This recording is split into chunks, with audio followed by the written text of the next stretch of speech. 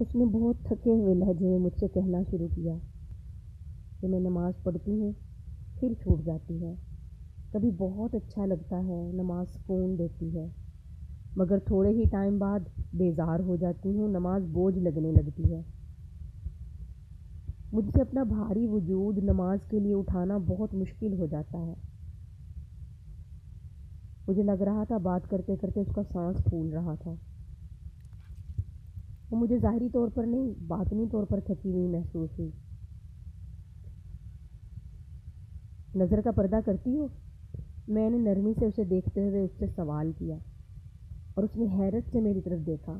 اس بات کی شاید اسے توقع نہیں تھی۔ نظر کا پردہ؟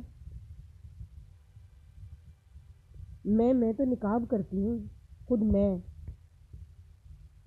سمجھی نہیں آپ کی بات۔ نظر کے پردے کا نماز سے کیا تعلق؟ الفاظ بے ترتیب تھے۔ میں مسکرا دی۔ تعلق تو ہے، بہت گہرا ہے۔ بری نظر شیطان کے زہریلے تیروں میں سے ایک تیر ہے جو انسان کے دل میں اتر جاتا ہے۔ پردہ کرنا تو بہت آسان ہے، مگر نظر کا پردہ کچھ مشکل ہے۔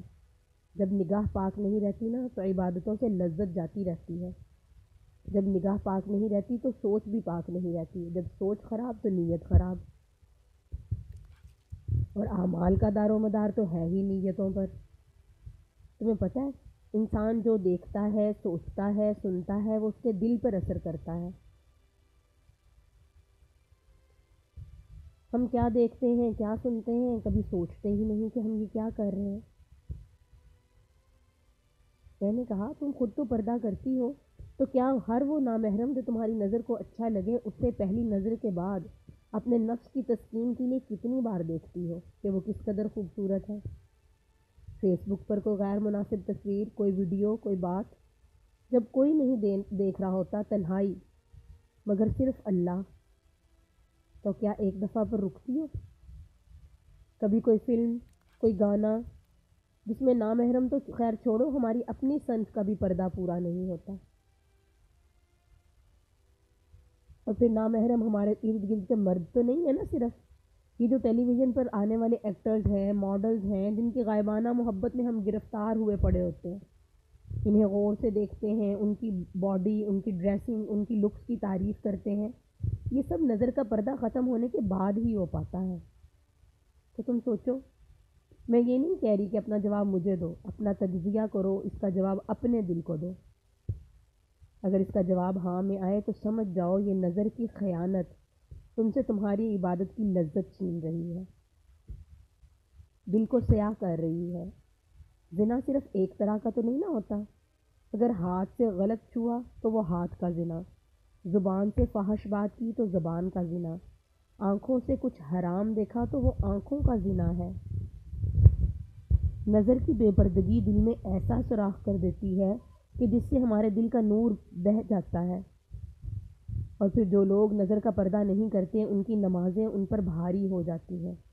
اگر وہ نماز پڑھ بھی لیں تو بے دلی سے پڑھتے ہیں، دل نہیں لگتا، بوجھ سا رہتا ہے دل پر۔ تو کیا تم نظر کا پردہ کرتی ہو؟ اگر نہیں تو آج سے عہد کر لو کہ کرو گی۔ جب کبھی غلطی سے کچھ غلط دیکھ بھی لو، اگر کبھی تمہارا نفس تمہارے ایمان پر حاوی آ جائے تو فوراً استغفار کر لیا کرو، اللہ کی طرف رجوع کر لیا کرو۔ پھر تم دیکھنا نمازوں کا لطف، عبادت کی لذت اور دل کا سکون سب تمہیں عطا کر دیا جائے گا۔ ہاں، اور ایک اور بات، سکون نماز میں رکھا گیا ہے کہ قرآن خود کہتا ہے کہ بے شک اللہ کے ذکر میں دلوں کا سکون ہے، اللہ کے ذکر سے دلوں کو سکون حاصل ہوتا ہے۔ اب اگر کسی کو وہ سکون محسوس نہیں ہوتا نا تو اسے ایک مثال سے سمجھو۔ ایک بیمار شخص ہے، اس کو آپ اس کے پسندیدہ کھانے لا کر دو، وہ نہیں کھائے گا، وہ کہے گا کھانے میں لذت نہیں ہے۔ اب کھانے میں لذت نہیں ہے یہ تو کوئی بات نہ ہوئی، کھانے میں لذت ہے، کھانا وہی ہے، مگر اس کا معدہ بیمار ہے۔